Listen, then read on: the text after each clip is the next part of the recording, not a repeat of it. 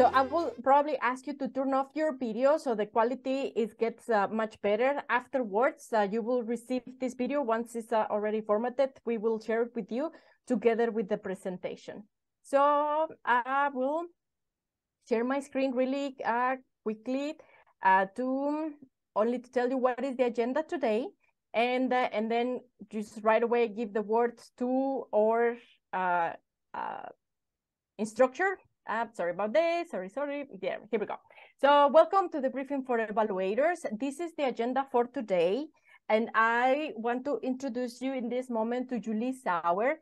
She's an expert in MACA, and she will be giving you all the information that you need regarding the evaluation criteria, and also about avoiding unconscious bias. Sometimes when even we don't want to, maybe we're influenced by any reason. After that, I will be giving you some print screen so you can take a look how it is using the online evaluation system. And finally, Martina will finish with some administrative issues. So with that being said, I would like to ask Julie to start with our presentation. Thank you. Yes, sorry, Julie, one more time. Just to all the evaluators present here, we will take all your questions at the end of our presentations. We really want to take this, the topics to cover them first, and then we will take your questions. But if you have a question throughout the presentations, we encourage you to write it in the chat, and then we can pick them up from there. Thank you very much. Thanks a lot, Tsiri and Martina, for allowing me to, well, have a hand in this evaluation here. So what we are doing today is, it's nice to be called an expert. It's very nice. My background is I used to work, among many other things, as national contact point for the Marie Skłodowska-Curie actions. I also wrote, managed, and coordinated by now quite a number of MSCA grants, and I worked as evaluator in other co-funds, and I know co-fund, I know the MSCA.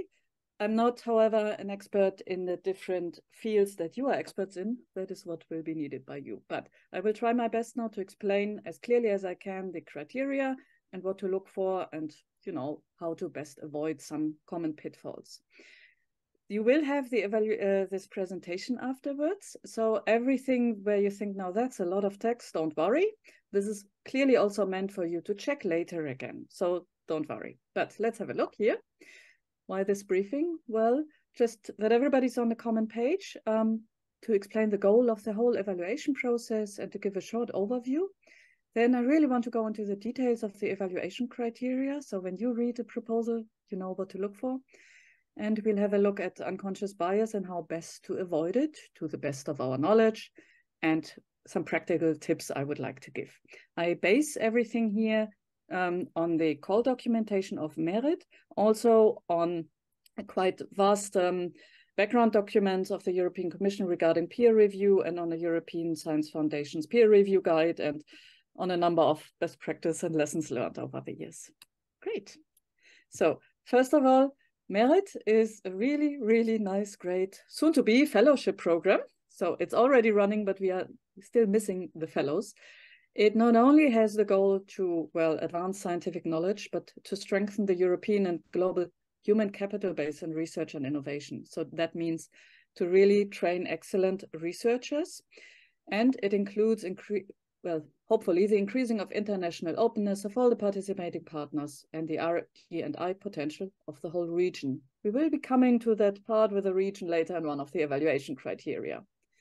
The program's goal is also to establish new partnerships and collaborations. And again, that will be reflected also in one of the evaluation criteria, because we're looking for people who are doing a secondment, for example. But don't worry, I'll mention that later in more detail. And the third goal is, of course, to promote science and its many practical applications in society among the youth, and to advocate for more representation of female scientists wherever possible. Now, these are the three overarching goals of merit, and your goal, well, with your help, we need to find the best candidates to reach these goals. So in a nutshell, We're not only looking for scientific excellence projects, but also we are looking for the potential for further skills development, for example, also including leadership in scientific and related fields in the future. So who is out there? Let's have a look at these people. Now, we would like to give you a brief overview of the evaluation process. Essentially, it's going to be 3 steps. And the first one, you don't have to worry about at all. It has already been done. Namely, the incoming applications have been checked whether the candidates are eligible or not. And right now, 38 candidates have been identified. And those 38 proposals and CV and so on will be given to you. And this is now what we brief you about is the written evaluation. And the 75% of the threshold, or in the maximum the 30 best candidates, will be invited to go to the next phase of the evaluation process. That is going to be an oral interview with an interview panel. For that, you are going to receive, or the interview panel members are going to be briefed again. What we're speaking now about is simply only the written proposal, the written evaluation. What we want you to know is that all the proposals were prepared without the help of the future potential supervisors. It is the case that for some research groups, there are more research proposals submitted than in other research groups. But you don't have to take that into account at all. You don't have to worry about it. You are going to strictly evaluate according to the criteria. So that is for you to know, but you don't have to worry about that. And once a candidate underwent, well, the written evaluation, that will score 70%, and he or she will have a score of the interview, and that score will count for 30%. Then the total score is counted, and this will allow to establish a ranking list, and the 15 best ranked candidates will be invited to accept the position. This is just to give you, the outline. Now, how did we set up the whole evaluation? Candidates were supposed to submit, based on a template, a proposal, 10 pages, not more. And there is a template that they hopefully used. Plus, they also had to submit a CV and a secondment form. And these 2 information documents, the CV and the secondment form, should be taken into account when you read the proposal, but you do not score them separately. Now, how do you score these 10 pages, the proposal content? We have 3 evaluation criteria named excellence, impact, and implementation. Excellence is the scientific and training excellence. I will explain in more detail what lies behind that. It counts for 50%. That is the what. What is the candidate proposing to do? The impact, roughly you could say this is the why. Why is it important? This counts for 30%. And the implementation is how is the candidate proposing to implement their project, when and so on, and with what kind of resources, and so on and so on. This counts for 20%. You will see there are a couple of sub-criteria. They are not scored individually, but you can take them into account for the score of the overall criterion. So you have to give a score to excellence, give a score to impact, and give a score to implementation. And this score can rank on the whole scale from 0 to 100. And here you can see how we propose you understand the 0 to 100. 0 is essential, it's a fail. And we try to describe it with the description of the proposal fails to address the criterion, or the criterion cannot be addressed due to missing or incomplete information. If there is something, you would say, well, the criterion is inadequately addressed, or there are serious inherent weaknesses. That is a poor, so you would assign a number from 1 to 20. A proposal could perform fair in a certain criterion. Then you would say this proposal broadly addresses this criterion, but there are significant weaknesses. Or it could be good. The proposal addresses the criterion well, but a number of shortcomings are still present. Or it is very good. The proposal addresses the criterion very well, but a small number of shortcomings are present. Or you say, well, this is really good. So you say it's excellent. The proposal successfully addresses all relevant aspects and any shortcomings which you might spot are minor. Okay, so you're free to set these scores. And for every criterion, you have to set one score. Now, what lies behind the different criteria? The first one, as said, is excellence. And excellence counts for 50%. This criterion has 4 subheadings. You see them here. I will not read them out all aloud, but I will go one by one through them now. What is important for the excellence criterion, as well as for the other parts, but for excellence, it will be the most relevant. Please have a look also at the CV of the applicant. It's available in the system to understand really parts of these sub-criteria. So have a look at that, and then you can better judge the excellence. Now, what are these 4 criteria under excellence? The first one is quality and pertinence of the project's research and innovation objectives and the extent to which they are ambitious and go beyond the state of the art. Now, it was clearly not me who invented these sentences, but this was done by Aziri and Martina and all the others who wrote the proposal for merit, and these things are very closely linked to the criteria that are given in Horizon Europe for the Marie Skłodowska-Curie actions. So they are very similar. Some of you who may have experience there might recognize these. But what lies behind it? Applicants are asked to describe what they are doing, the quality and the pertinence. Why is this so important? What is it and why is it important of their research and innovation objectives? You have to ask yourself and judge upon, are these objectives measurable and verifiable? Do they give you reason? Why is this a good research project now? Why is this so important? Please have a look if these goals that the candidate propose are realistically achievable. Keep in mind the limited time frame. Keep also in mind, these are not yet established professors. These are still researchers on a postdoc level. So have a look there. And applicants are asked to describe how their project goes beyond the state of the art, but also the extent to which the proposed work is ambitious. So what some people sometimes misunderstand or so, we don't want to read many pages of the description of the state of the art, but we want to understand, or they should give you enough information to understand what is new and exciting here. What is going beyond the current knowledge and the state of the art, and what is new and innovative in their approach. Why? What is so special? This is the first part that you have to have a look at. You can judge, have a look. Yeah?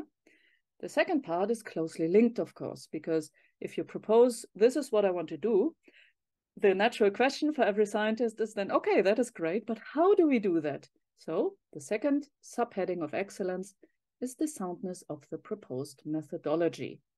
So what's the overall methodology? But we expect from proposers also to explain, are there any challenges? Sometimes a method can be very risky, that is interesting, that is fine, but what is problematic? And hopefully people will give a reason or will give you information how can they overcome these potential challenges. And it could be that there are different disciplines which are useful to, or which are needed to reach the proposed scientific goal.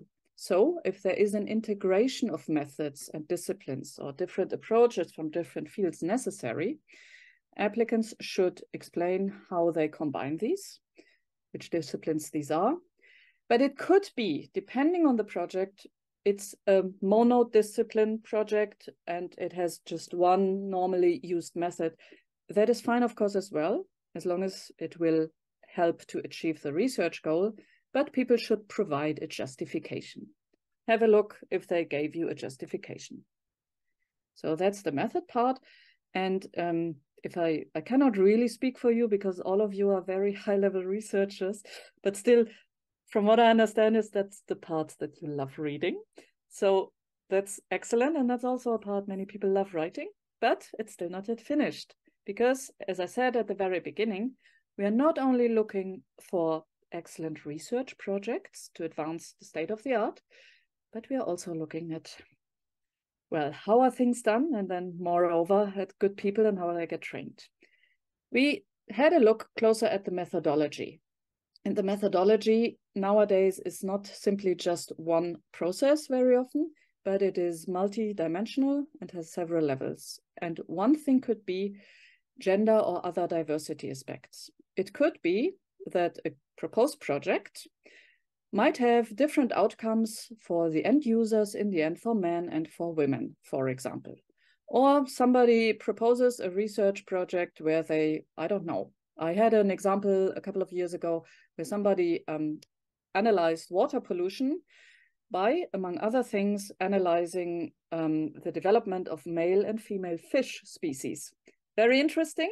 And in that case, it clearly made a difference that this person had in their sample one sample of male fish and another sample of female fish. Could be interesting. Or another project of engineers, they had a look at certain devices for elderly people when they fall, that they can simply push an emergency button. And they found out that it was too heavy for many women to carry because they are used to carry things, you know, in their purse or so, and then it became too heavy, that device.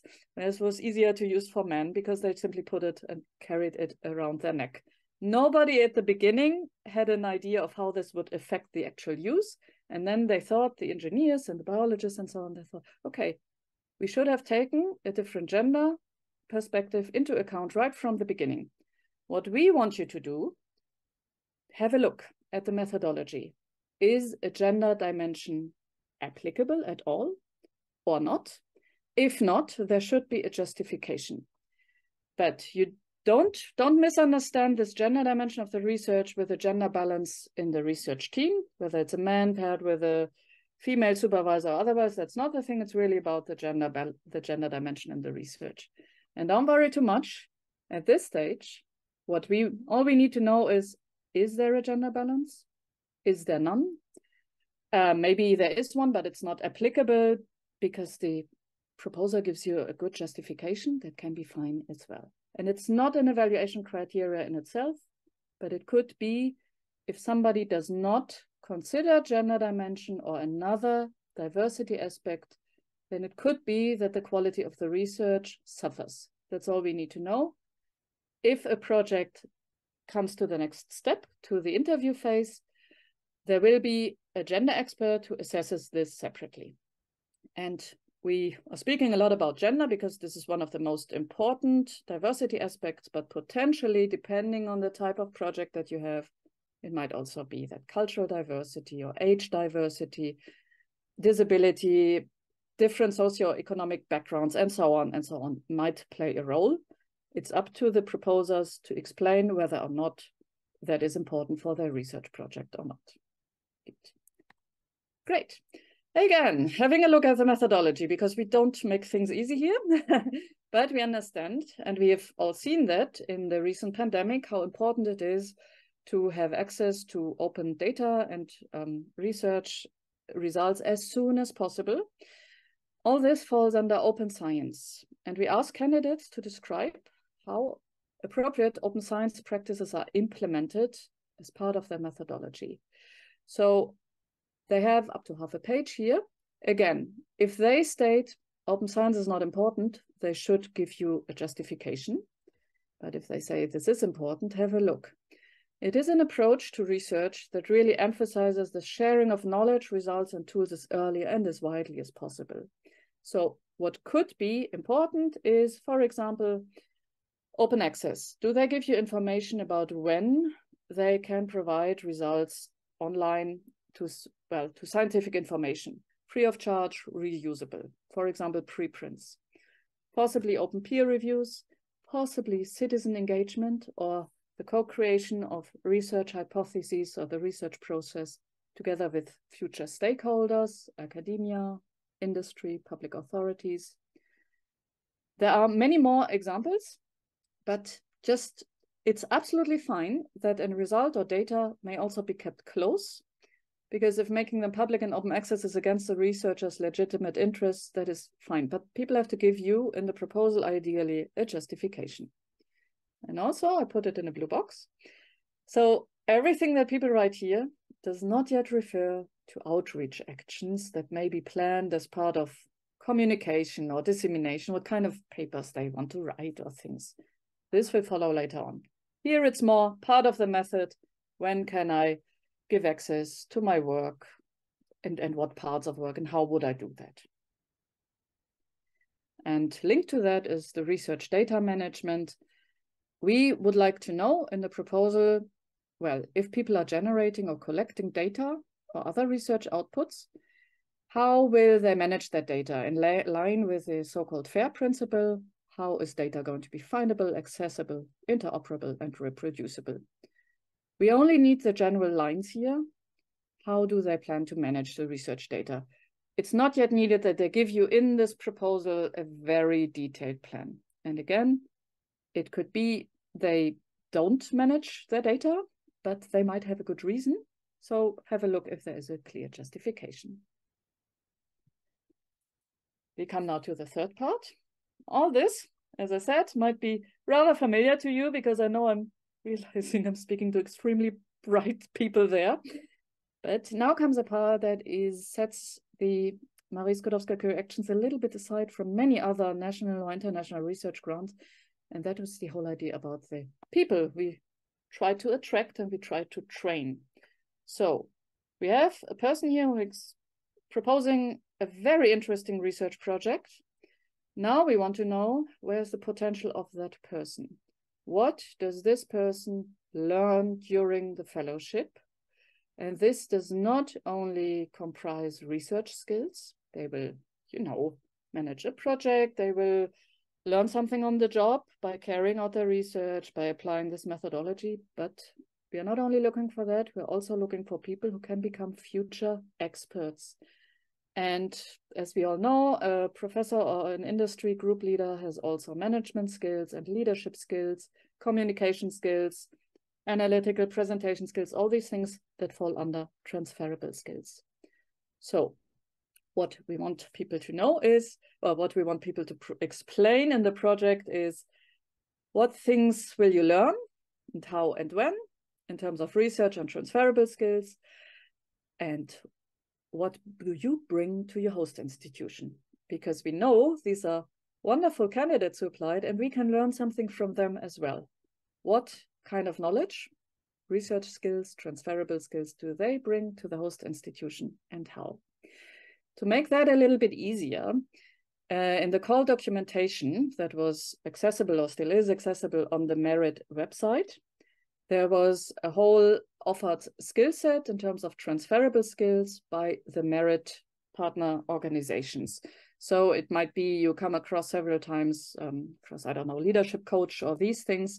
That is because they have been explicitly offered to the candidates and they should explain to you why is it important that they will learn these things.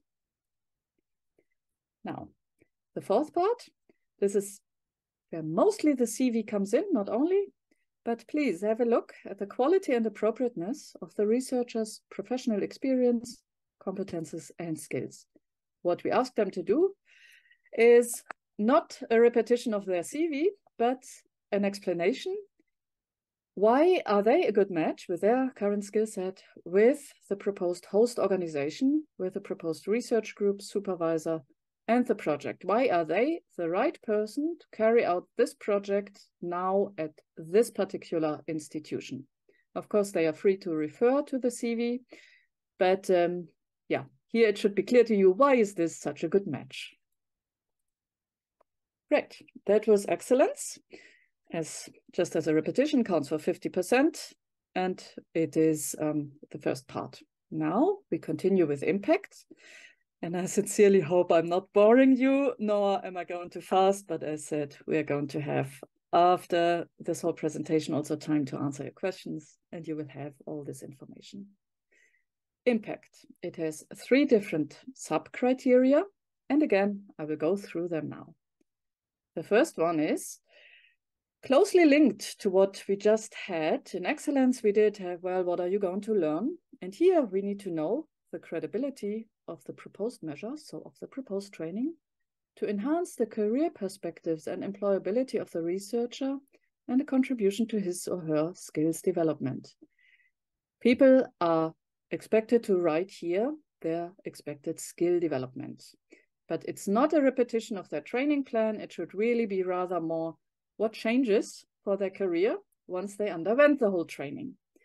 And, well, really in detail, which kind of impact do they expect from the proposed research and training activities with regards to a potential career inside or outside academia?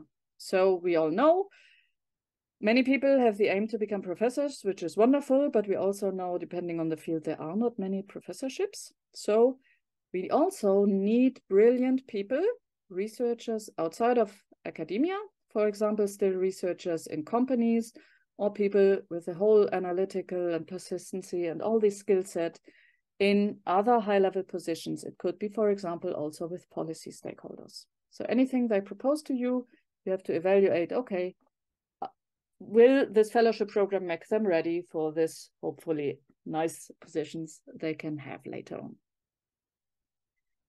And the next part is called the suitability and quality of the proposed measures to maximize the expected outcomes and impacts as set out in the dissemination and exploitation plan, including communication activities.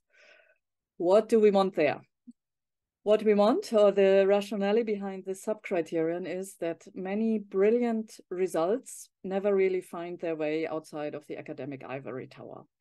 But that is why we expect candidates to describe already, to the best of knowledge that is possible at the proposal stage, which kind of results do you expect and how do you get them out to interested stakeholders? So that would be, how will peer scientists learn from these results, from this data?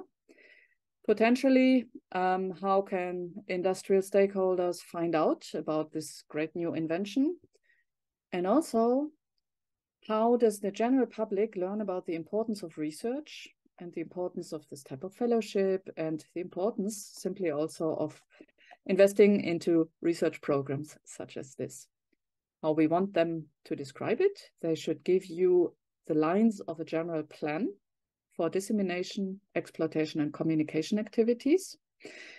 And you don't yet have to expect a specific number of scientific articles, because it's simply impossible to state really now, well, I'm going to have 3 articles. Maybe that is not happening because maybe something goes wrong in the research, or in the end, the data is 1 article, but a really great one. So it does not have to be very detailed yet, but we want to know a little bit, what do you have in mind? And in case dissemination, communication, and exploitation are not entirely clear, if that is the case for you, I apologize. It was always the case for me, so that's why, based on the European Commission's information, I came up with this table.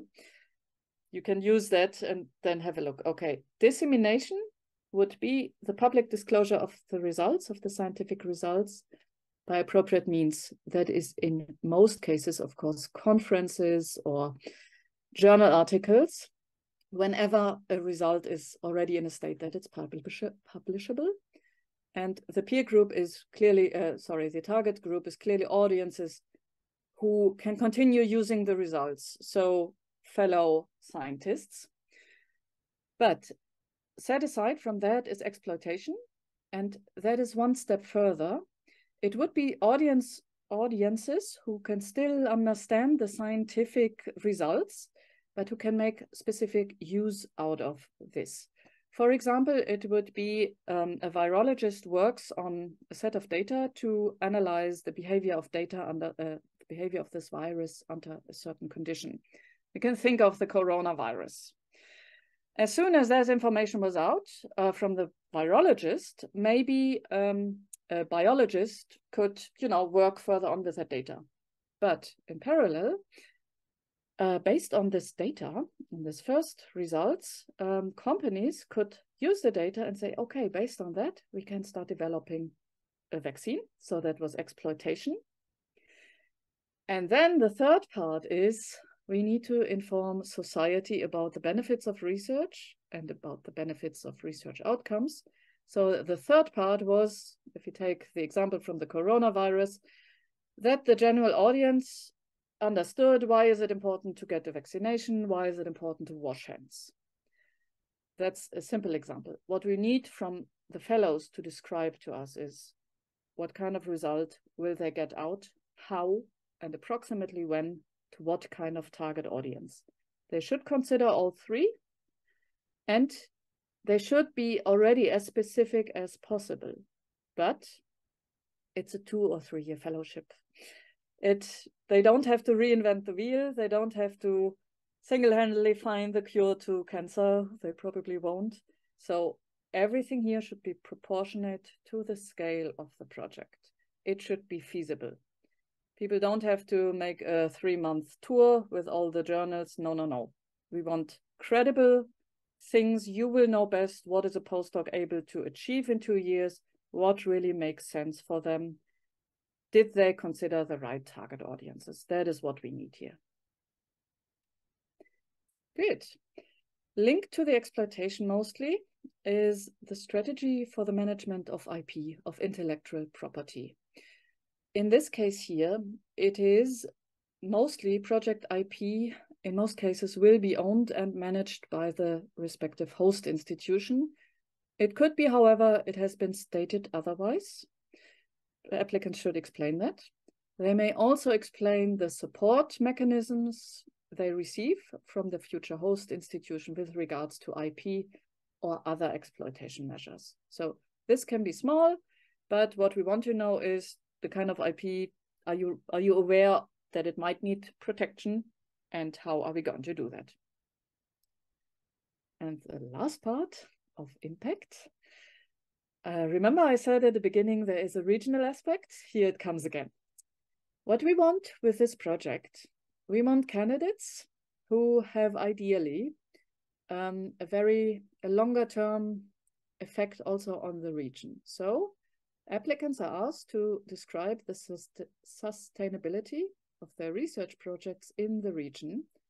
Also, any kind of opportunities to continue their research through regional or international collaboration with relevant industry or academic sectors. We hope that applicants take this as a chance to further invest into research careers with, well, a relevant impact for certain sectors or for certain regions. So we ask them, what is it that will make a difference in terms of impact at a regional level? And that impact could be social or environmental, economical, technological, scientific, and so on. We hope they describe the strategy to connect their project with a relevant industry or other academic sectors through ongoing regional or international collaboration. And we need them to explain how their research project might be sustainable in the region, for example, with a spin-off or with further investment. As this is the merit project, this sub-criterion should be assessed with regards to the Bohemia region or on the national level, the Czech Republic. It can be, however, that an applicant said this applies more to another region. Still then, don't dismiss it completely. You can evaluate that still favorably if the explained impact can be scaled up or adapted to the Czech national level or the Bohemian area. We know this might not be the easiest criterion neither to write for the applicants nor to assess, but please have a close look. And in a nutshell, it's really how can the region, how can the national level further ideally benefit through the setup of further collaborations. That was impact. Now I take a quick, a little bit of water, and then I will be continuing with implementation. And thank you for listening already. Now, implementation. At the beginning, I said, well, the excellence is the what. What are people proposing to do? The impact is the why. Why is it going to make a difference? And the implementation is how. How am I going to do my project? So what we would like to see are 2 different things. I will go through these. The first one is, what's your work plan? And what kind of risks do you potentially see? And how are you going to deal with these risks? So people should give you a brief presentation of the overall structure of the work plan. This can include deliverables and milestones, but it's not mandatory, as long as you can see, okay, the different steps that people are taking. Also taking into account the timing of the different work packages and the different tasks. What takes approximately how long? For example, the data collection phase might take 3 months because the analysis might take, I don't know, 6 weeks, whatever it is. And you will be able to judge, yes, okay, that's credible, or it's a little bit tight, or no, that's way too long. But there might be a reason why they take so much time for this. And then we all know we're dealing with research projects. We hope they are ambitious, but we also know research simply can go wrong. And we are all familiar with Murphy's Law. More things may go wrong than we want to. That's normal. So we hope that applicants really clearly describe what kind of risks they see and how they assess and mitigate risks. So what can they do if something goes wrong?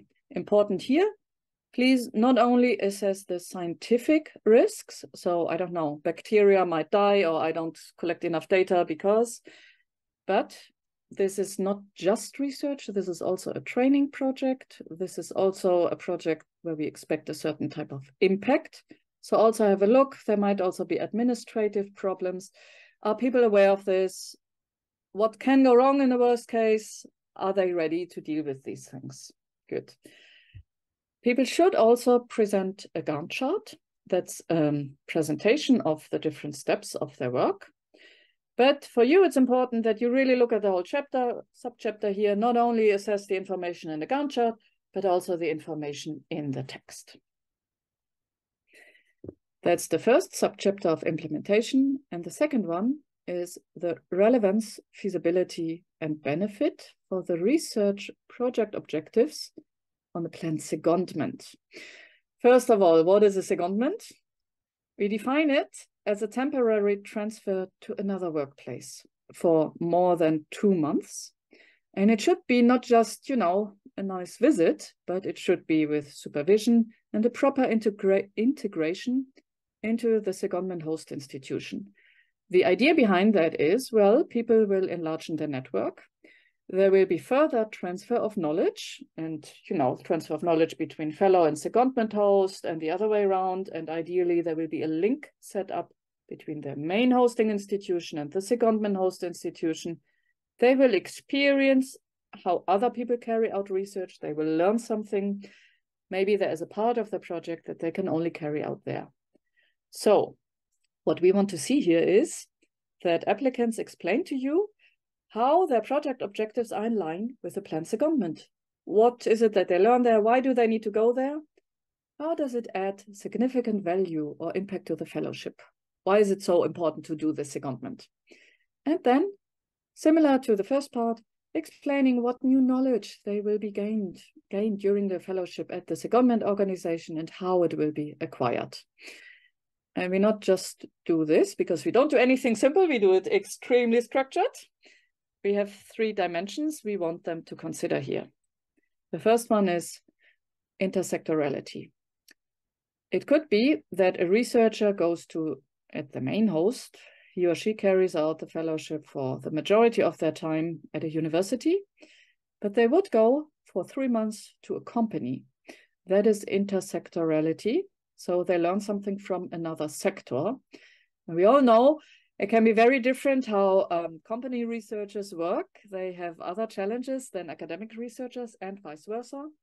So a researcher could learn here, well, further technological development or how to increase the applicable market-oriented outcomes of the research or any other things. And we need them to explain it to you. Or they say, well, I go to another university, but I do integrate myself into a group that is from another discipline. So the biologist goes to the chemists. Why? They should explain to you how they can apply their knowledge and the skills in the chemists department and the other way around. And how does this advance their own project? And international mobility, well, it could be that a person chooses, well, they come to Czechia, but then they go for 2 or 3 months to another country, for example, to Italy or to France or any place else. And how does that advance their career? What do they learn in terms of educational, professional, social, or other intercultural skills? How does it increase eventually their employability and social cohesion? Any one of these, or sometimes also combined aspects of these, will be relevant to describe why is this an added value for the fellow and for the project. Great. We have 10 minutes left. Yes, that will be just enough for the unconscious bias. Again, I'm taking a very short break because I need something to drink, and that will allow you also to take a breath. Thank you for your patience there.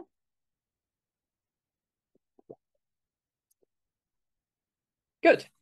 We continue 10 minutes on the unconscious bias and some examples. First of all, what it is, what kind of forms it might take. I try to come up with nice examples and try to explain a little bit how we can avoid that. So this is one of the many definitions. Unconscious bias is simply a prejudice or a stereotype that we, individuals, hold about certain other groups of people. The main thing is we are not consciously aware of having them. And these biases may exist towards people of various races, ethnic groups, gender identities, sexual orientations, physical abilities, and more. Don't blame yourself. We all have unconscious bias. It's a normal thing. It's a normal mechanism. What we can do to counteract it a little bit, because there are dangers in these. We tend to overestimate somebody or underestimate somebody, but we have to be aware of it. And I try to explain to you what kind of typical biases we might encounter when evaluating and how to countermeasure that. So these are the 6 most common ones. There are even more, but I think for the evaluation, this might be the most important ones. Let's go through them one by one. First of all is the affinity bias. We are humans and we automatically want to connect with others who share similar interests, experiences, and backgrounds. You meet at a conference, you yourself are a professor in astrophysics, you meet at a conference another astrophysics professor, there's an immediate match because, well, you can be sure you have the same interests. That's normal. Or it could be, you see in one of the applications here, the applicant is from the same institute that you graduated at, and immediately you have good feelings. You think, oh, excellent, well, he or she must be good. You might not even notice it like that. That's not how our little brains function. What we ask you to do is, if you notice something like that, actively take note of any similarities you might share with the applicants. Simply see, wait a second, they have the same nationality, or they studied the exact same thing that I did. Note that and simply try to differentiate between the attributes. That's all you can do here. You can see, okay, she was at my university. Wait a second, let's have a look at everything else, and then I can make a more informed decision. Is she good or not? That's fine. That's the affinity bias. Gender bias, we might be aware of that. Simply the tendency to prefer one gender over another. And luckily these days things have really changed, and typically nobody would still say, women cannot be engineers. No, those times are luckily mostly over, but maybe you want to actively help to bring more women into research. Or it could be, not even consciously, but you think, this lady, I mean, she's right now in the phase where she wants to start a family. Can she really carry out that fellowship now? She might want to have children. What we can do not assume any potential career or family decisions of a candidate. We cannot know, and this is not something we will ask them, whether they will have children or not, for example. We can't know. And also, if you think, well, he or she is very likely because, I don't know, whatever, always have a look at the CV and at the proposal only. Make sure to compare candidates based on skills and merit only. That's what we can do. The third one is age bias. It could be, it's a tendency to think of somebody being too young or too old to implement a certain work task. What might happen is that you see something and think, well, the applicant is very young, way too young to carry out this fellowship. Oh, that's a person, what did they ever do in life? They are really old now. Is it really still useful for them to make a fellowship? Check the CV. Today, non-linear CVs are quite common. It could be they have a gap in their CV. Do they justify it? Maybe yes. Or it could be there's somebody very young, but you see from their CV, well, they are clearly, you know, they had very favorable conditions. That's good. The main guiding question here is this person the right match for this fellowship now? That's all we can do regarding age bias. Then we have the halo effect. We see somebody's CV, or you read the first page and you think, brilliant, brilliant, brilliant, brilliant, wonderful. And then we think, well, all the rest must be wonderful too. That is nice. And this is a little bit how our brain tricks us. Could be also a person has an outstanding publication track record. And then we think, well, you know, just let's give them the fellowship. They are brilliant. But check in how far does the whole proposal compare to other candidates? Maybe they don't have the outstanding same track record, but they have other clear advantages, or they wrote the overall proposal very convincing as well. Check all of the evaluation criteria. Check the criteria. And yes, everything has to be really very good, not just one part. And yes, you might be a little bit biased, but really just carefully check that. Then there's a name bias. It's automatic. Sometimes we judge and prefer people with certain types of names. There's in German-speaking countries, for some reason, the name Kevin evokes quite negative connotations in German-speaking countries. This is just the way things are. What we can do, again, not only the name counts, it's the proposal and the CV, and have a look at other candidates' proposals and CVs. And again, I keep repeating that we can't completely negate every bias, but we can be aware of it and try to counteract it. And then we will have one that is the conformity bias, which you might encounter once you come to the consensus meetings. It's more or less peer pressure. It could be you didn't like a certain proposal and you have your reasons. And then you meet with the other two reviewers and they say, wow, wonderful, really excellent. And it might be you think, oh, have I misunderstood that? Or it's the other way around. You really don't like, you like it a lot and the others go, nah, that's not good. You're scientists. You're all trained in looking at the facts. We fully trust you there. What can help still is note your individual opinions in written once you do the individual proposal reviewing, and take these notes with you when you discuss during the consensus meeting. Merit asked you to become evaluators for a reason. We can fully trust you. Trust your own opinion. And a good discussion is just where everybody can learn from each other, and then you will be able to find, you know, common grounds. Some general recommendations. I can only repeat it again. Please evaluate proposals as they were submitted. The text that is there, it could be you see some potential if certain changes are made, but no, just what is there. Proposal as they were submitted. Many people find it useful to first browse all the proposals assigned to you for a general overview. This is a little bit up to you, but it's good best practice. When you write the comments, explain shortcomings, and I have a whole list of examples, but do not give recommendations. This is not a journal article that you review, it's a fellowship proposal.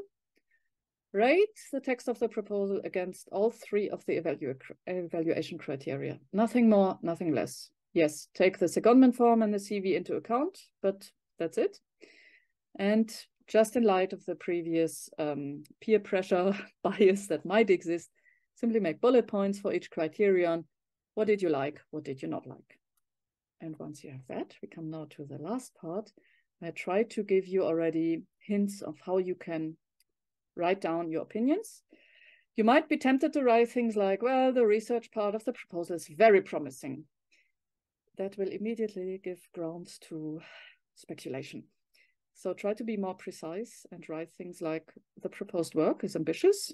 It does go beyond the state of the art.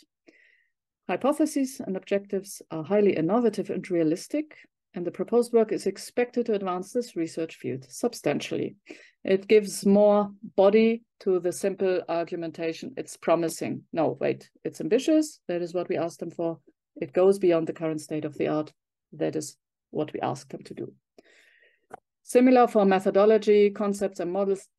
yes, of course, your immediate reaction might be they are interesting, but what we want to see here more is a sentence like methodology, concepts, models are convincing and fully in line with the working hypotheses. So it is not interesting, that would be your personal opinion, but here you can say, it makes sense in the context of this proposed work. Could be you come across something that you don't like, it's not original or innovative. Don't write that, but instead of writing something is not original, you would rather write the originality and innovation potential of the proposal is not outlined in a sufficiently convincing and detailed manner. Because it might be it's fantastically original, but the applicant failed to describe it convincingly enough. The same also for the last part here on the left-hand side, the proposed work is not new or nor novel. It could be, it is, but it was not made clear to you in how far it is new or novel. So rather write, it's insufficiently clear what new or novel research would be achieved compared to the state of the art. So really be careful with the wording. We have more examples also here on impact. And then on implementation, I will only pick one for each, and then you can browse through these so that we can keep in the time. For example, you would see the researcher's experience is credible. Wait. A more correct and more complete statement is administrative and leadership experience and skills of the researcher are in line with the evidence provided in the proposal and CV. In the context of all the information you have, this is credible. And it could be you don't like how the training plan has been detailed. Your immediate reaction is, the training plan is not convincing. And really, it would benefit from more details. No.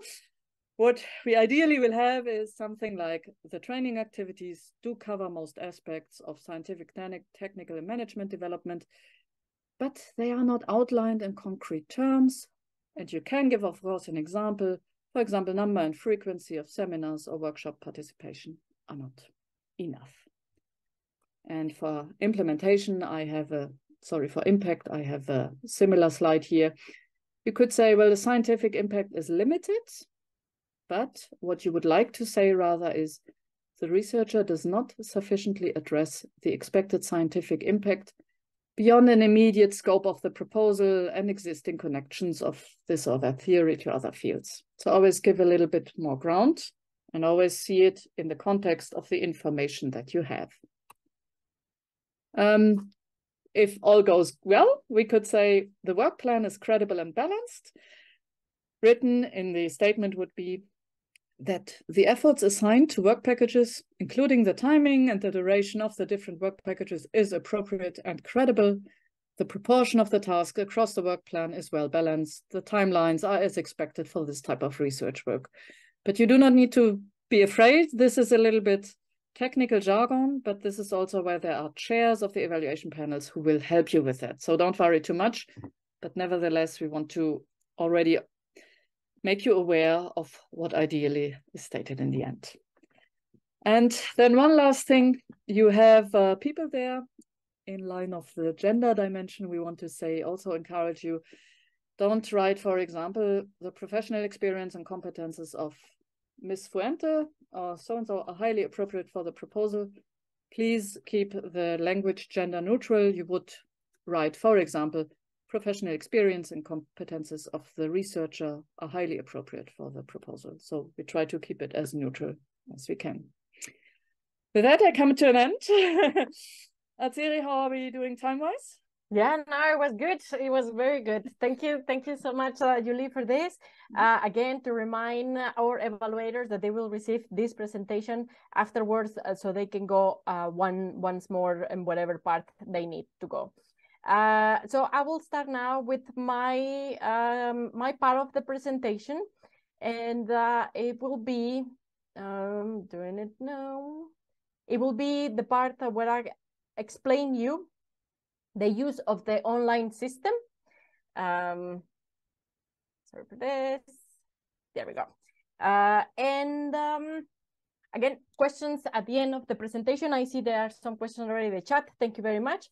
And let's start with this. So remind you very quickly, the evaluation criteria that Julie already mentioned, that you will score the evaluation from 0 to 100, and here are the criteria. Wait, anyways, you will be reminded throughout your the evaluation what is the score and what is the weight.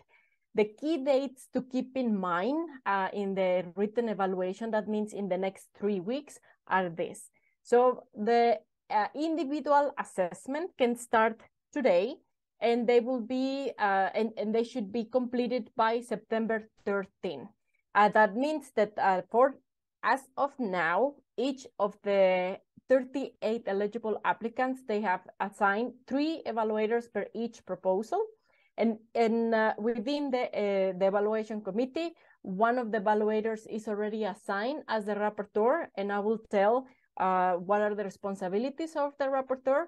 So in this next week and a half, when you do the individual assessment, you will have access only to your report. You will where you will be doing your assessment. After that, after September 14 to the 20, that's when you will be able to have the discussion with the other evaluators, and when the rapporteur will do the consensus report or draft and finalize the consensus report based on the discussion of the with the evaluators. And I'm going to show you how is this done. Then from September 20 to 29, that's when the chairs of the scientific panel will come in. They are experts in their fields, and they're going to do, they will have access to all the reports, and they will do a very quick check and if there is any inconsistencies or in the quality of the consensus reports. If they have any questions or any comments that they would like to do, they will do it on the system, and they will do it directly on the consensus report. That means on the rapporteur reports. The gender dimension assessment, as Julie said, this will be, it's important for you just to realize and if there is the gender dimension addressed in the proposal, but no need to really go deeper than that. We will have 2 experts in gender dimension to do this assessment for those applications that would go to the oral interviews. So those that have above the threshold, 75%, they will do the gender dimension assessment. The oral interviews, they will be we will try to schedule them in a month, across or within a month.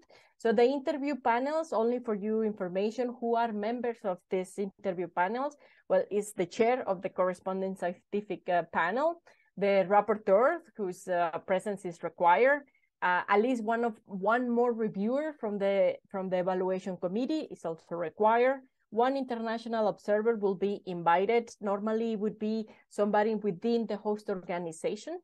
One member of the steering committee will be also invited.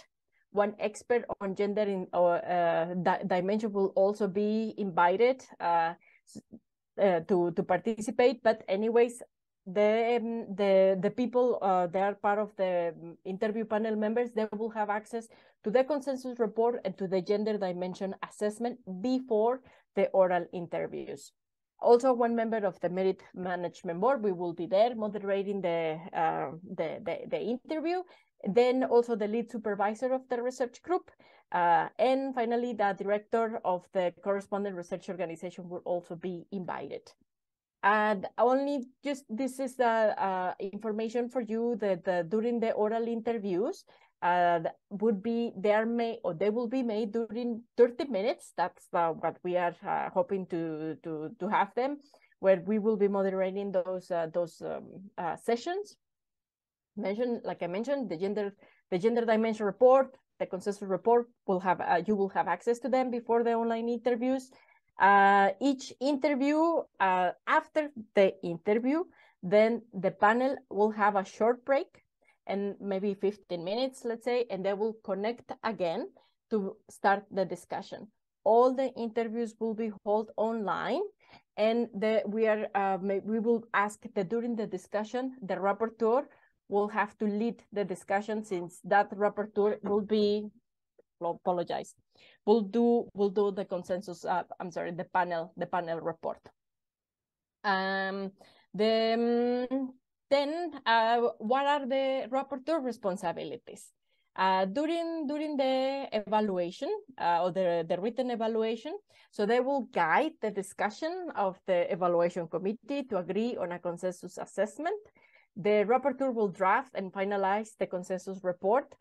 This is important to mention that you will see, once that you are in the discussion part, you will see then the 3 assessment display in your screen. But the consensus report will be done within the rapporteur's report. So that is going to be considered the consensus report after the discussion. The rapporteur will also be the contact between the chair and the evaluation committee, and also be responsible for adjusting the consensus report if the chair finds inconsistencies. What are the rapporteur responsibilities during the oral interviews? Guide the discussion after the interview, and create the panel report in the system based on the consensus of the panel members. Maybe right now you are thinking, oh, this is too many steps, but once that you are going across it, it's much simpler. And anyways, we will be right next to you for any questions. So this is what you will see on the online evaluation system. This is accessible already from September 1st. That means from today, you will see who is you will see the proposal that you would be evaluated, proposals in plural, that you will be evaluated. It's important that you select the first round, that means the written evaluation. And then later, the second round, it means the oral interviews. So just to explain that if you see there in the right column, you will see 2 squares, cubes, one is gray. That's the first square of the gray square is where you will click to open the evaluation template. And it's gray because once it's complete, it turns green. The second square that is in green, that's where you will click to find the information of the applicant. As Julie mentioned, that you will have access to the complete proposal, the CV, and the secondment form. That's where you will find it. This is to show you how it looks, the evaluation template on the system. You will be scoring from 0 to 100, and also remembering the criteria weights, but the most important thing is that you will be scoring from 0 to 100. This would be the step 1. That means the individual assessment. After the individual assessment, they will finish on September 13. The evaluators will be able to see each other assessment. It's very important to remind you to click on submit once you complete your individual assessment. So then after you will be once you do your individual assessment, we just want to show you how is going to look the scores. So if you see here on the top, on the red square, you see points with weight. So you see that here, this proposal got 85%, and this the weights are 50, 50, 15, and 20. So how was this calculated? Well, it's automatically in the system. The system will do it for you, so not to worry about that. But here only the example says that, for example, this evaluator gave 100 score for excellence. That means that the weight criteria was 50%. Then for the impact, it gave a 50% score, and the weight is 30%. So that means the half of it, so it's 15 points. And the implementation was 100 score. The weight is 20, so it gives the 20 points. So that is added, and then you have there the total score. So that is how you will see the individual assessment and the scores. So the step 2, then it comes the common discussion and the amendment to individual assessment. During the discussion, you will be able to amend your reports and also the scores, but that it has to be in a consensus way. So here you will have this view, this display, where you will see in the first column, that's where it will be displayed your report, and then the other two evaluators' report.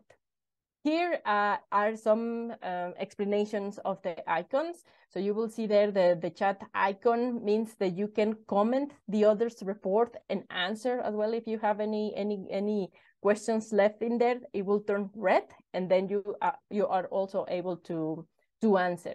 The chat icon with the C, that's the chat for chairs to comment on the report. But like I mentioned, the chairs will only comment on the rapporteur's report.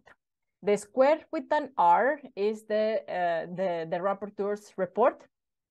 That means that in this example, so the first column, let's say this is my screen, the first column, it's my report and I'm the rapporteur. So that's why is the R there, because I'm assigned as the rapporteur. So during and after the discussion, my report will become the consensus report. So each evaluator will see his own report in the first column and the other two evaluators in the following two. This is an example of the communication, so that how the chat works. So somebody will leave you there a message. We encourage the rapporteur to initiate the discussion, to start leaving maybe some message in the other two evaluators' reports, so they can start then the discussion. Important to remember is that during the discussion, adjustment should be done not only in the text but also in the scores. Once the amendments are finished, then the rapporteur should include the comments from the other two reports to her report, which will be considered as the consensus report, as I mentioned. And also very important is ideally all three evaluators should agree on the same score.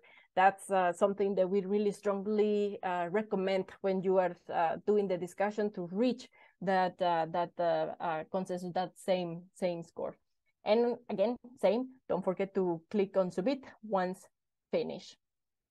And the step 3, during the evaluation, the written evaluation, that's when the chairs will have access to all the reports and will comment on the rapporteur, the consensus report, if there are any inconsistency, discrepancies, and other or recommendation, maybe to adjust score with the justification, of course.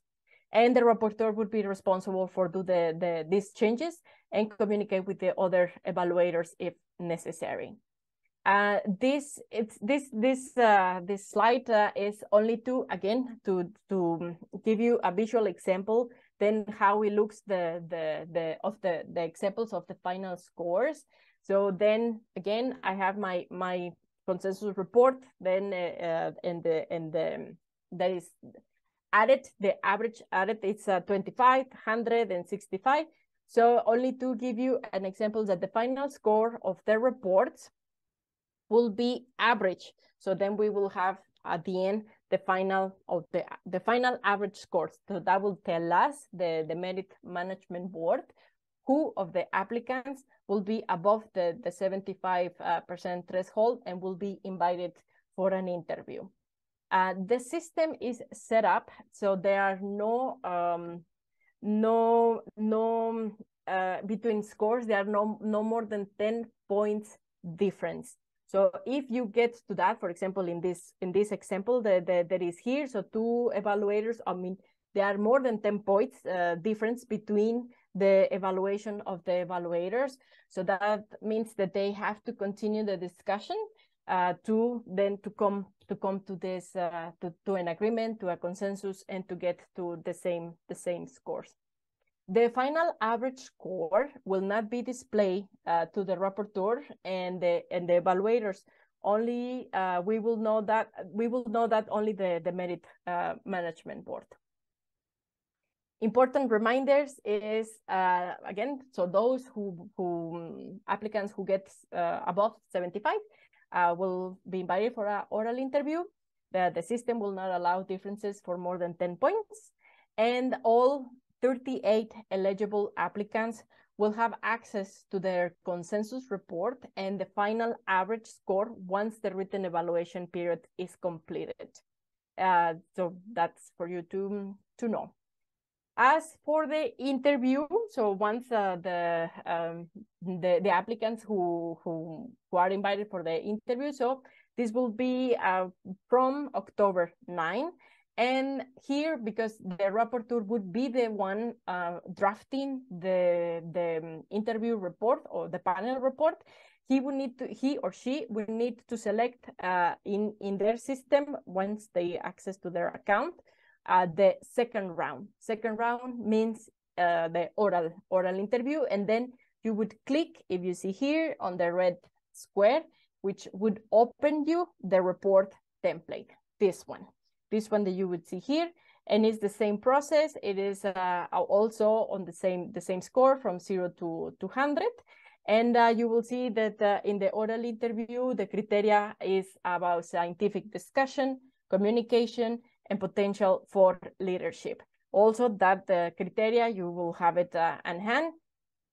And also to remind the criteria weight, that the scientific discussion is 50%, communication ability 25%, and potential for leadership 25%.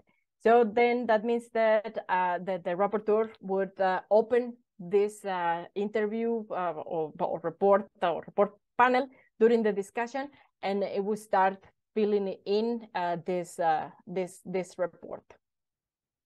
So the ideally is to complete this report by the end of the discussion, but of course the rapporteur can take more time to do it. A reminder of the criteria for interviews is more detailed in this table that I will not go much into detail, but only to say the part of the discussion, the scientific discussion, would be led by the chair and then moderated by one of the merit management board. And this is finally the total weight of the application. To remind you, is 70% of the written evaluation, 30% of the oral interview. And so once that we have these two automatically weighted, then the merit management board will have access. That's when the merit program manager will do the list of the application for funding. And that is from my side. I know it's a lot of information, and but you will have it at hand as this presentation as a guide. And anyways, we are just one email away with any of your questions. So now I will pass the word to my colleague Martina, so she can go through some administrative issues. Martina. Thank you very much, Atsere. And Julie, for your nice presentations. So my name is Martina Vetsugilikova, and I am the program manager. And so before we pass to the questions, I have just a few more points to share with you. Atri, could you please? Yeah, thank you. Regarding the administrative issues, thank you very much to all the evaluators for paying the attention to this briefing so far. So regarding the administrative issues, the first point is about your assignment to the proposals. So as you all know, we were setting up the evaluation committees. And I must say that we are really happy to see an enormous interest from the evaluators in our database that concluded that unfortunately we could not select all the evaluators that showed the interest to participate in this call. And we had to refuse about 60 of these evaluators. So you are the ones that were selected. But in the same time, we tried to distribute the proposals as balanced as possible and to reach as many evaluators as possible. And that's why we decided to select from 1 to 4 to maximum 4 proposals per evaluator. So it's for you to let you know that not necessarily all the proposals that you showed interest to evaluate were assigned to you. So you will find the proposals that were assigned to you now in your accounts, and it will be between 1 and 4. And you will also see if you are the rapporteur or if you are a regular evaluator in your account. The next point is regarding the contractual relation with SITS. For those who don't know what SITS is, it is our employer, Central Bohemian Innovation Center, and it is the coordinator of the program and also the beneficiary of this grant.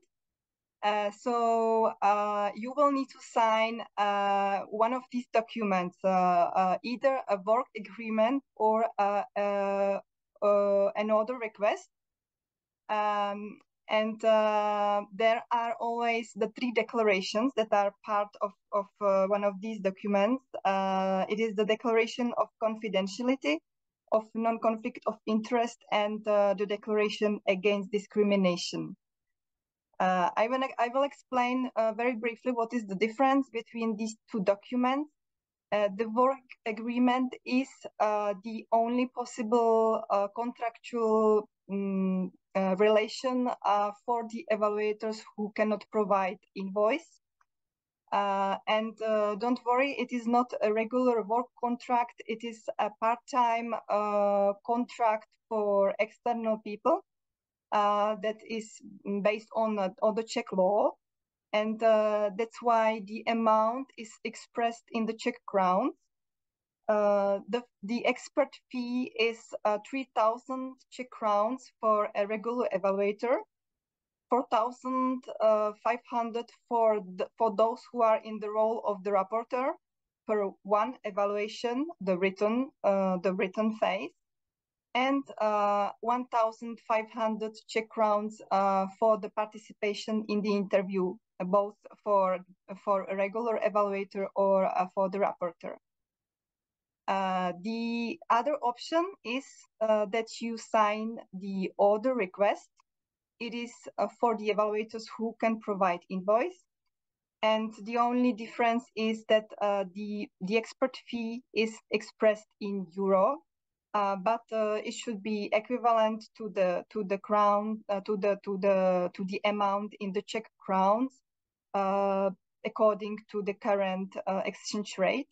So the fee is 125 euro for the regular evaluator, 187.5 for those who are rapporteur, for the written evaluation, and 62.5 for the participation in the interview. We are now preparing these documents for you. We don't need any details or any information from you because we all have already in the system.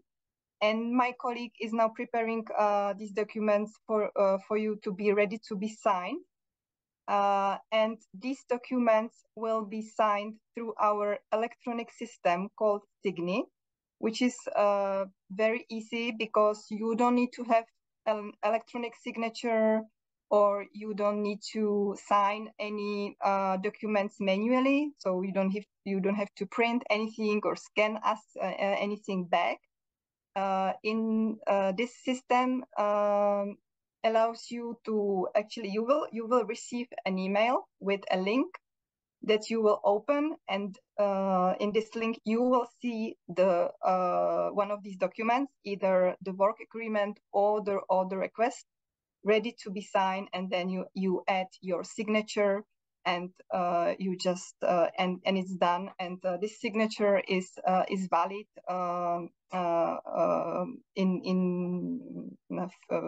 and acceptable by our institution. So this is why we actually asked you what is your preference, if it's to sign the work agreement or the order request. You were asked to let us know by today, and I would like to thank you to those who have already answered. There are maybe 3 of you who still haven't answered. So I would like to ask you to do it as soon as possible because today is the deadline. And just one more information, these documents will be sent to you within the following 2 weeks. It will be sent and administrated by my colleague Linda Janatova, and she just asked me to tell you that it is possible that this email might fall into your spam. So if you could just check your spam if in case you haven't received anything within these 2 weeks. So please check your spam. In any case, if you have any technical issues with the signature or anything regarding these administrative issues, please don't hesitate to contact us at info Merit CB or directly my colleague Linda Janatova, who will be very happy to assist you. So I think that's all from my side, and I can see that there are many questions in the chat. So Atsiri, do you want to? Yeah. Yes. Maybe we will start with the are the proposals blind, anonymous? No, they're not. That's why when we were doing the matching between the proposals and the evaluators had access to the abstracts, and they also have they sign a template, online template, if they have any conflict of interest, if they know that applicant or not. So they are no. You can see who they are. Then from Bente, how many proposals shall we evaluate by an expert? Bente, I know you are part of the Gender and Diversity Committee. So your role is more in the gender dimension assessment. So those proposals that go to oral interview will be assessed by you and by our colleague Gabriela as well. So I will reach out to you individually later on. Then we have I understand that there will not be oral video call discussion between the evaluators, only through the chat message. Is that right? Yes, that's the idea, so that we have all the written evidence of the discussion. Martina, I don't know if there would be the possibility, maybe about the evaluators to make a video call, but in principle should be through the written communication. Yes, that's why there is the chat environment in the system set up for you. But in the same time, if you need to schedule a meeting because you cannot communicate properly through via this chat, it is possible. So, for example, in this case, I suggest that the rapporteur can contact us, and we can schedule this meeting for you. Because normally you don't see each other's names. So I mean the evaluators. So so in case you need to schedule such a meeting, we will be ready to assist. Thank you. Also, one of the questions, I also did not understood how the rapporteur will be assigned. So the role of the rapporteurs have been already assigned, and we did it based on the CVs of the evaluators and experience in evaluating, and those who were already having some knowledge or experience in MACA also were preferable in the role of the rapporteur. Yes. Share the link to the web platform. I didn't receive the email you're referring. Please, sure, Bente, I will reach out to you individually. Then the last question that I see is, where will I see if I am rapporteur or a simple evaluator? Well, when I say simple evaluator, I think that all the roles are very, very important. So yes, you will see it once you open from today. Once you open your account, you will be able to see if you are assigned as a rapporteur. Yes, Martina. Sorry. I was just checking in the system, and I'm afraid that it is only at the moment that the evaluators will see the 3 reports. I see. They will see the report that will be marked with an R is the one of the rapporteur. But now, for example, if I see from the point of view of the rapporteur, I can't see that I am the rapporteur at the moment. So it will be a surprise for you actually. In the second phase of the common discussion, you will see. But if you want, we can let you know individually that you are the rapporteur. But I would suggest that right now because at this moment all of you are evaluators. Exactly. So just to focus on doing the individual assessment. And once so from September 14, that's when the system will allow to see all the 3 reports, and that's when you will see who is who has the role of rapporteur assigned to. So yes, so just right now focus on your individual assessment, please.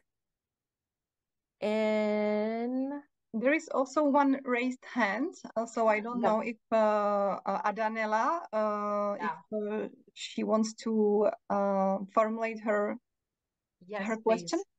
Yes, please. It's for Julianne. Thank you. When you were discussing the bias, for example, the unconscious and the age and the halo effect, this is related to on the topic of unconscious bias. Isn't that a discrimination? Finding out that, for example, Martina followed the very same university with me and she's applying for, and this is just a casualty. And this is the first. And the second one, when speaking about the age bias, how do you prevent the intellectual emigration support with very high salaries under this fellowship?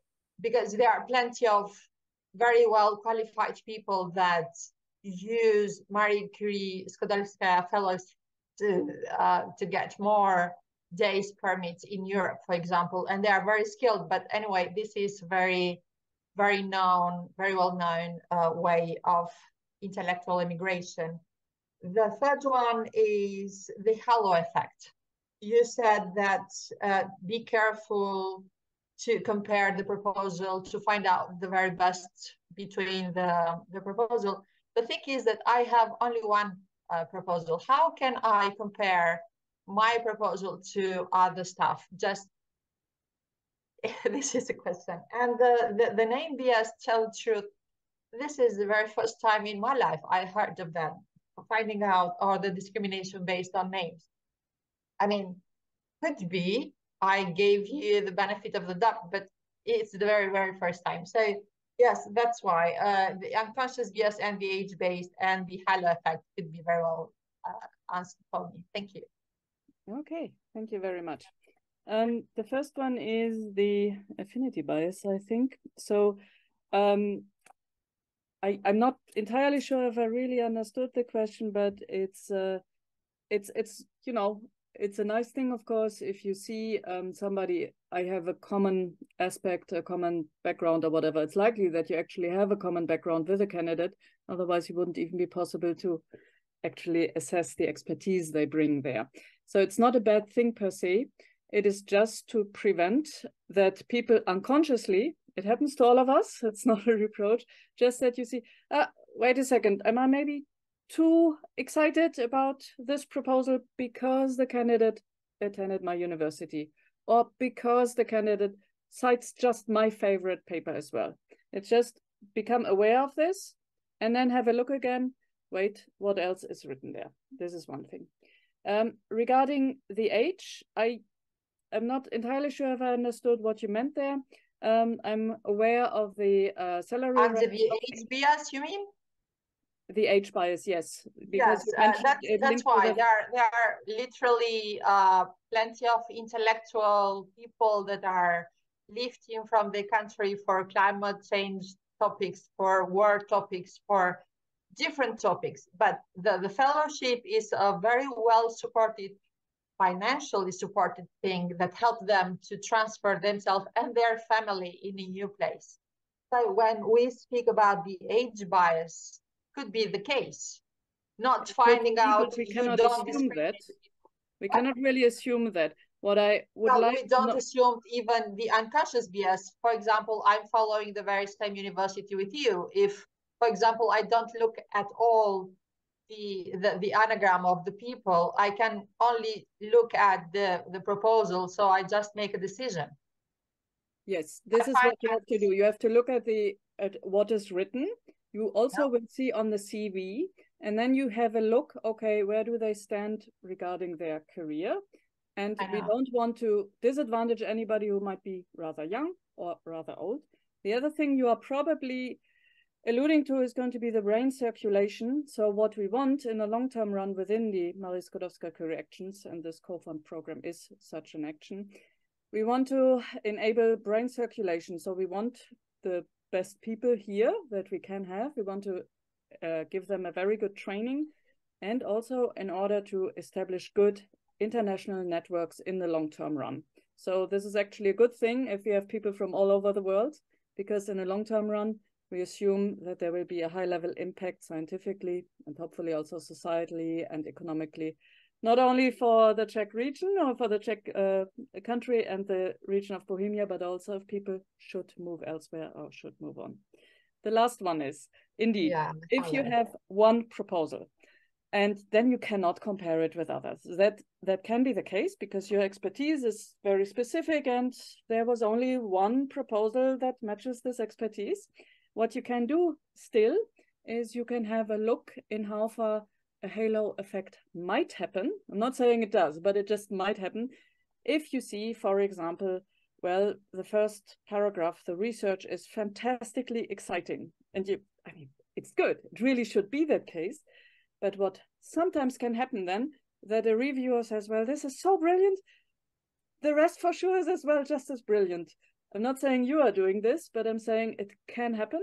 We tend to evaluate things then in a way that, let's have a look at it again, maybe the next day, and then see again, is this really as brilliant as, the first part? Maybe it is, all the better. Maybe it's not. This is all we can expect. And we are all human beings, and this is a peer review process done by peers, by you. It's a very well set up process, and we also fully trust you, and we know how good you are. In the end, there will be flaws in it. That is just part of the system. There's nothing, that can yet replace the peer review process. So I hope that was useful. Okay, thank you. Thank you. So we will take last question from Marcela, and we will be finishing the session. So Marcela, please. Yeah, I have just a short question. In one of my application, actually, there is CV missing. That what we should do if some part is missing. Okay, so that must be a technical problem that I need to fix with the supplier, because all the applications that we received had the CVs. So I will see with the supplier why is there this mistake and let you know. Thank you. Mm-hmm. And finally, I see another question on the chat. I see 3 attachments for one proposal. 2 documents seem identical. Is that right? We would have to see go to the system right away to see what are you seeing and see if there is any duplication of the documents. Thanks for letting us know. And we will then we will get back to you as soon right away, as if. So thank you for But I think it would be the same case. There were always 2 attachments with each application, so it must be some technical mistake that would be probably similar one to the but first. anyway, we will take a look. We will take a look for sure. Yeah, I can see 2 documents, but one of them is duplicated. Yeah. Okay. As well. Okay. Thank you for letting us know. Great. Well, with this, I would like to thank all of you to be here, and just to remind you that we will be sending you this recording and the slides, so for you to have them as a guide when you are doing your individual assessment and for the next steps as well. Thank you so much to everyone. Again, we are just one email away with any of your questions, and so we are here for you. And thank you for being part of this process. Thank you. Thank you very much. Thank you. Bye. Thank you. Bye-bye.